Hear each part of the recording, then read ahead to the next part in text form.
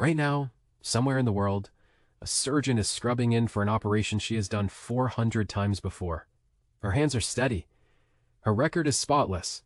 And yet, as the gloves snap onto her wrists, a small voice in her head whispers that today is the day they finally figure out she doesn't belong in this room. That voice is lying to her. But here's the strange part. The more skilled she becomes, the louder that voice tends to get. You have felt some version of this, maybe not in an operating room, maybe in a meeting, a classroom, a new job, a first date with someone you admire. That flicker of certainty that you are one question away from being exposed. Psychologists gave this feeling a name in 1978. Pauline Clance and Suzanne Imes, two researchers working with high-achieving women at Georgia State University, called it the impostor phenomenon. Today, you probably know it as impostor syndrome, but the real story of why your brain does this is far stranger than a simple lack of confidence.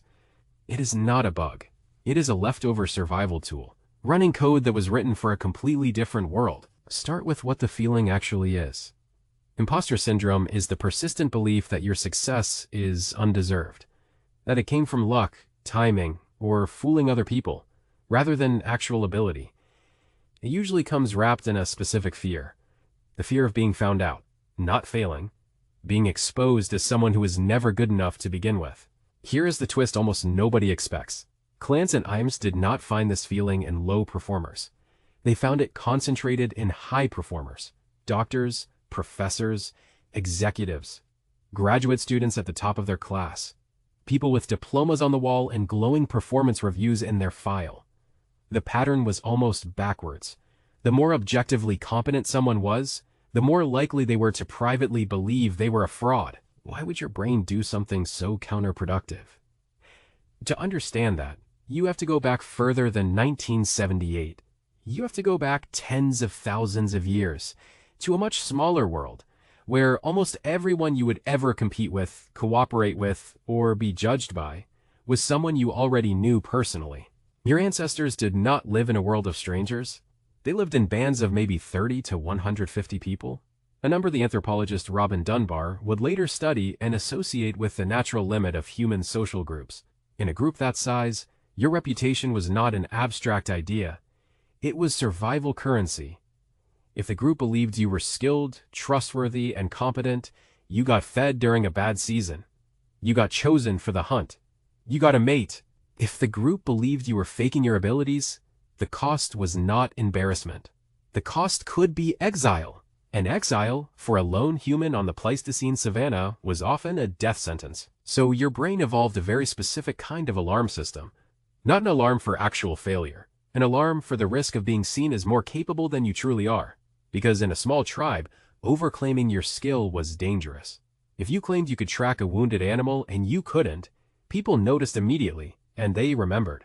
This is the seed of imposter syndrome, a social smoke detector built to catch the tiniest hint that you might be about to overpromise in front of people who could punish you for it. Now stretch that same system across 7.8 billion people, global media, and the internet.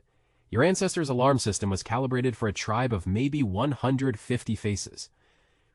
Yours is trying to run the same software while comparing you to millions of people online, most of whom you will never meet, almost all of whom are showing you their highlight reel instead of their whole life. The tool was built for a village. Now it is trying to process a planet. This mismatch is a big part of what researchers call an evolutionary mismatch, a term explored extensively by evolutionary psychologists like Leda Cosmides and John Tooby. Traits that once kept you alive can misfire badly when the environment changes faster than your biology can catch up. Sugar cravings once kept you alive during famine. Now they sit next to a vending machine. Status anxiety once kept you inside the safety of the tribe. Now it sits next to a promotion you very much deserved. But there is a second piece to this puzzle, and it might be even stranger than the first. In 1999, two psychologists at Cornell University, David Dunning and Dunning-Kruger, ran a set of experiments that would eventually become famous, sometimes for the wrong reasons. What they found is now called the Dunning-Kruger effect. People with low ability in a skill often overestimate how good they are at it. They don't know enough to know what they don't know. Most people remember that half of the finding. Fewer people remember the other half. The same study found the opposite pattern at the top. People with genuinely high ability often underestimate their own competence, because they assume tasks that feel easy to them must feel equally easy to everyone else. If a skill comes naturally to you, your brain quietly assumes it is not really a skill at all, just something anyone could do. Think about what that means for someone who is actually excellent at their job. Their competence has become so automatic, so invisible to them, that it stops registering as evidence of ability. Meanwhile, every mistake, every hesitation, every moment of not knowing something instantly feels like proof of the opposite. This is why imposter syndrome so often targets exactly the wrong people. It rarely bothers the person who is genuinely unqualified and doesn't realize it. It specializes in the person who is quietly excellent and cannot see their own excellence clearly, because their own excellence has become invisible to them.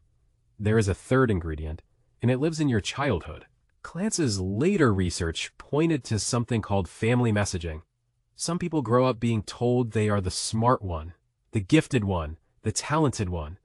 It sounds like encouragement, but it can quietly teach a child that their worth is tied to a fixed label rather than to effort.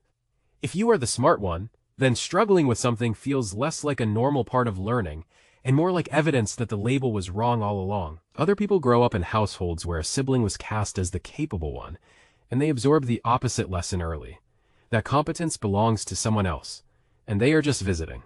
Neither path is really about how capable the child actually is. Both are about the story young brain was handed about where its worth comes from. Now here is where the twist deepens even further. You might assume imposter syndrome is a rare glitch, something that only affects the anxious or the insecure. The data says otherized. Later research, including surveys reviewed by psychologist Jaruan Sakulku, has suggested that a majority of people experience imposter feelings at some point in their working lives. Not a small unlucky minority, a majority.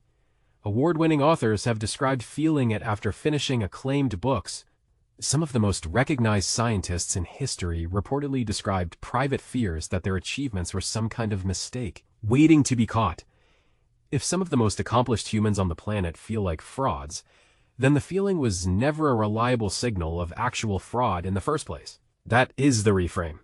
Imposter syndrome is not evidence that you don't belong. It is evidence that you are operating in an environment your ancestors' brains were never built to evaluate accurately. So what do you actually do with an alarm system this old and this miscalibrated? You do not try to silence it completely.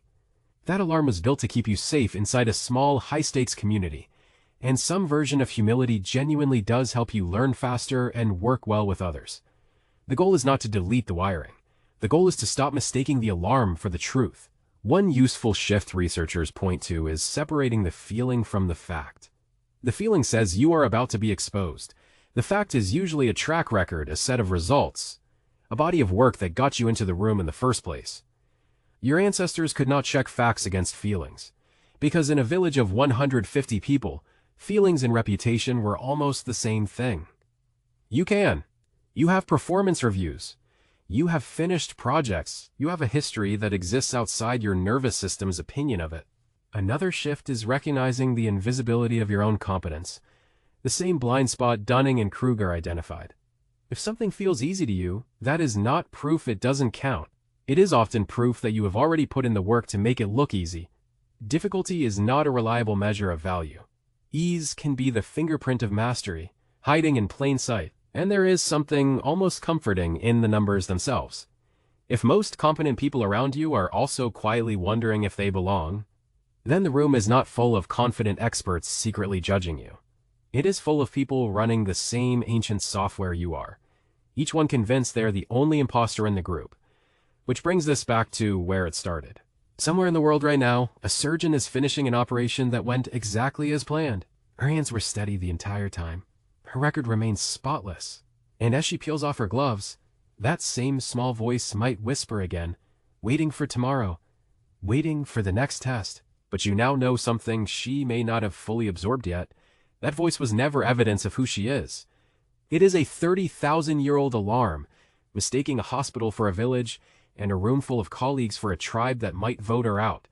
The alarm is ancient, her skill is real, and the gap between those two things is not a flaw in her. It is simply the oldest software in the world, still running, on a mind built for a completely different one. If you made it this far, you've probably felt that voice yourself, and you are far from the only one. Follow this channel to keep videos like this showing up in your feed. And if there's a moment you still remember, when you felt like you didn't belong in a room you had clearly earned, drop it in the comments.